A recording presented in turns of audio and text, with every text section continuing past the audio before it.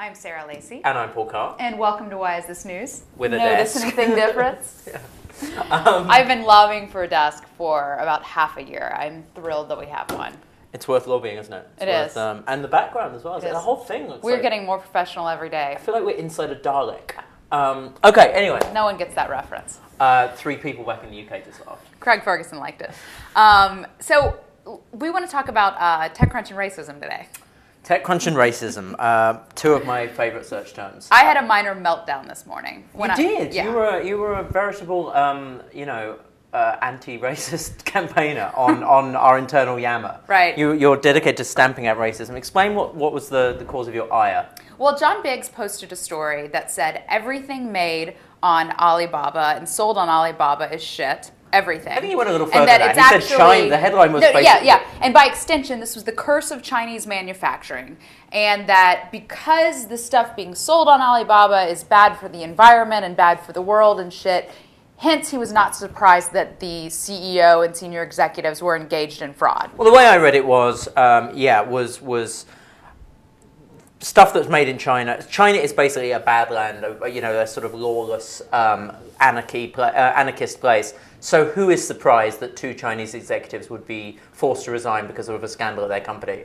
Yeah. The suggestion being, it's just amazing this doesn't happen with every Chinese company. Well, and what I found incredibly offensive about the post, I mean, obviously these guys did something wrong, and so that's, a side issue. And there is a lot of stuff made in China that's crap, the same way in most countries that do heavy manufacturing. There's a lot of stuff that's made that's crap. But my issue was how sweeping it was and how it seemed to, in one post, reinforce every fear and every, preconceived notion that Americans have about China. And it was racist to me. Well, can we, okay, we should start by, we should at least say, it is, the thing he is describing, which is cheap electronic goods, some of which have proved to be dangerous, is something that's happening in China. We're not saying that everything, you're not saying that everything in China. But it's not because they're Chinese. If the Philippines was doing all manufacturing in the world, this would be happening. If India was doing all manufacturing in the world, this would be happening. Yeah. I mean, it's a total of businesses and consumers taking advantage of a system to get the cheapest products possible. So if there was not a market paying for these things, if there were not companies that were commissioning them and backing them, consumers paying for them, and companies that were putting them out there to be bought, this would not be happening.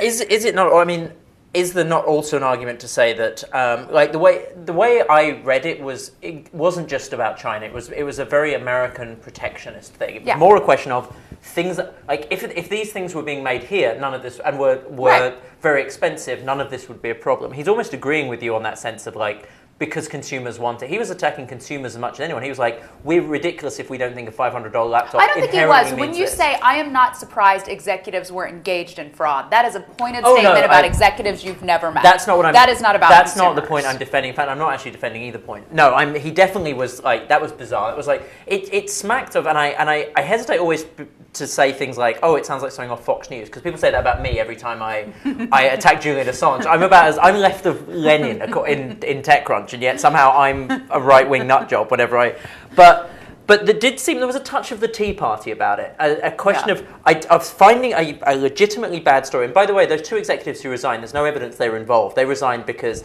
and this actually does counter his point, because in an American company, in any civilized country, you have executive responsibility. That means if employees under your control are found doing this kind of thing, then very often the executives resign. And it seems what happened here was 2 executives who personally had no involvement resigned as a way of saying this should never have happened. So actually it does seem like there are checks and balances in place and whatever else. But it seemed to me he identified a definite problem and a definite issue, and then extrapolated it to make a point that's clearly been bugging him, which is all these Chinese taking American jobs. So and I'm putting words into his mouth a bit there, but it smacked to me of that idea of, well, this wouldn't have happened if we didn't rely on these people to make our stuff. But you know what? If we didn't rely on these people to make our stuff, John Biggs wouldn't have a job. Sites like CrunchGear would not exist. Sites like Engadget wouldn't exist. Sites like Gizmodo wouldn't exist. What has fueled the American fascination with amazing gadgets that can come out every 6 months and can be at price points we can afford and can be beautifully designed and shipped immediately and available on that date is China. And if he has such a problem with Chinese gadgets, he should throw away everything made in China, which would include all of his Apple products, his Kindles, his computers. And the other thing I didn't understand in the story is he said, you cannot create a good laptop for under $5,000. He said basically, or he said basically, there's no way that you can make quality products. You just can't make quality products. So anyone saying something is this cheap is wrong, which if you just think about the way manufacturing works and you think about the way a company like Apple functions, makes no sense. So, your MacBook Air sells for about $1,500. $500 of that doesn't stay in China. It does not cost them $1,500 to manufacture that laptop. I mean, a big portion of that goes to brand and marketing, and this is why Apple is an insanely profitable business. The idea that it costs every dollar we pay for a premium product to manufacture that product, I don't know that anyone believes that. That's just wrong. I'm gonna not defend Biggs but sort of devil's advocate it because he's not here to defend himself. He did say on Yammer, by the way, I should flame him. So no, nothing I haven't said. He did say you should. No. Here's what I was gonna say. I think he's conflating 2 points. I think he's right in saying that we in the West are ridiculous if we think we can enjoy cheap gadgets and not have them made in China, and sometimes have companies competing to use increasingly cheaper parts. There's no doubt. That said, that's not the same as what he's then describing, which is criminal behavior and making dangerous items. He's basically conflating the two arguments of outsourcing our manufacture to China, which inherently means that, which is how we get cheap stuff, but inherently means workers may not be treated that well as we may have seen at Foxconn and companies like that. But he's conflating that with stuff made in China is dangerous. And I'm sorry, Apple, as you say, manufacture their stuff in China, and there's no evidence to suggest that it's any more dangerous than if it were made in Minnesota. There's a lot of stuff that's made in China which is in no way dangerous. There's lots of that's made in the same factory that is both high-end and low-end. Right, and that's it's made the point. in the exact same factory by the exact same people. It's a ridiculous argument to say this is the danger of Chinese manufacturing across the board when all the gadgets he is writing that post on were made in China. I think we have a and did not cost the manufacturers, did not cost Apple $1,500 to make it in China. No, and it would be perfectly possible to make a $500 laptop that's not going to burst into flames, be covered in lead paint, or kill your children. It is perfectly possible. You wouldn't make much profit on it, but it's perfectly possible. Right, one laptop per child. Less than $500. Now the big issue. So that was the problem I had with the post was he is definitely identifying a problem in China insofar as he's identifying a problem in cheap manufacturing wherever it exists. And if we were still manufacturing stuff in the US, or if we're outsourcing it to Mexico, this is a problem. This is a problem with cheapness, is that you do find companies cutting corners. It's a problem with the race to the bottom. Right. But you can blame Walmart for that. You can blame eBay for that matter. You can blame a lot of companies beyond Alibaba. And to suggest that if we kept all manufacturing and we would never say those executives would be engaged in fraud. Right, and to suggest that and the big issue I had with it was the suggestion was if we kept this manufacturing somehow in America, then this wouldn't happen. And the idea that or if stuff was kept, if priced higher than it currently is, this wouldn't happen. No, businesses inherently will do everything they can to save every last dime. You look at the quality of food manufacture in this country for cheap food. Don't look, but look at how cheap burgers are made. And I'm sorry, it's revolting because it's a race to the bottom. The idea that saying, well, that is typical China or typical any country other than America. No, it's not. It's typical humanity and typical business. We exist in a world where market forces dictate. And unfortunately, in a country the size of China and with the number of people and companies that China has, there are going to be some real scumbags. And there are going to be some really fine, upstanding companies. And we know people at TechCrunch. He sort of acknowledged, I know people in China who do good stuff. It's like, yeah. Likewise in America, there's Timothy McVeigh and there's President Obama.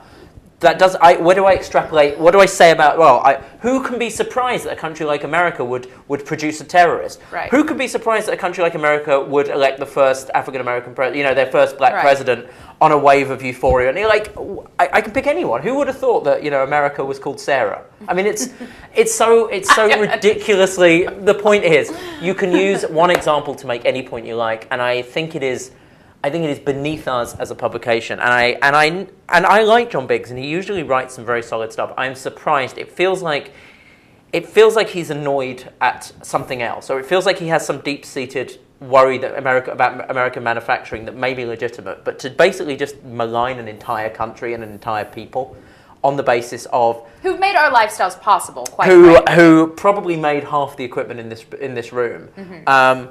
is a stretch, to put it charitably. Well, and to say every single thing on Alibaba is shit is wrong as well. Yeah. And to say that, everyone there, of course, they're engaging in fraud. I mean, Jack Ma is one of the most inspirational CEOs that I've ever met in the world, period. He's inspired so many people to start businesses in China. Alibaba as a platform has given so many small businesses a way to make money in a platform, the same way eBay did here. Yeah. And look, there's a lot of crap for sale on eBay too. Look, I don't go around buying things on eBay because I think the UI is awful and it's hard to find anything good on there anymore. That's totally different than me saying, oh yeah, John Donahoe is probably engaging in fraud. But I think as well, if you have a company where, to suggest that it isn't, that there's this inherent lawlessness, is not what we see actually happened. If all of the senior executives at Alibaba had ignored this scandal and brushed under the carpet and no one had resigned, for a start, we wouldn't be talking about this story had two of them not resigned. Right. The very fact that those two people did resign suggests that actually that it is a company with some standards, be it because they have to defend themselves to shareholders, or be it because they genuinely are good people. It doesn't matter. The point is, bad things happened and two senior executives resigned. That's what I hope would happen in America. But I will also say there are probably plenty of companies in America where that wouldn't have happened, where they would have just been like, oh, it's regrettable, but we don't feel the need for anyone to resign. So yeah, it did leave an unpleasant taste in my mouth, especially at a time when we're doing Disrupt coming up in China. We're trying to get across to people in the Valley, and you just did it with your book. Like, China is an incredibly exciting, fast-moving, fast-expanding place. It isn't perfect in any way, but it is somewhere that we can't dismiss it with these stereotypes of it's a place where America gets its cheap crap made, but don't put it in your mouth because it's probably covered in poisonous paint, because that just doesn't reflect the reality. And it's sad when we see a post that suggests it is, and given the low volume of stuff on TechCrunch about China, it's sad that therefore reflects probably 50% of our China output. Well, taken with that, and then Alexia's post, which is a perfectly good post about the two resigning. That's probably our entire China output this week. Right. Except for the show. Except for the show. So it's probably our entire China output of this week that people will pay attention to. Join us next week on Why Is This News, when we'll be outsourcing the show to China. When we direct our anger towards someone not on staff. I'll possibly burst into flames. I'll be replaced by a Chinese replacement. Don't put him in your mouth. Yeah.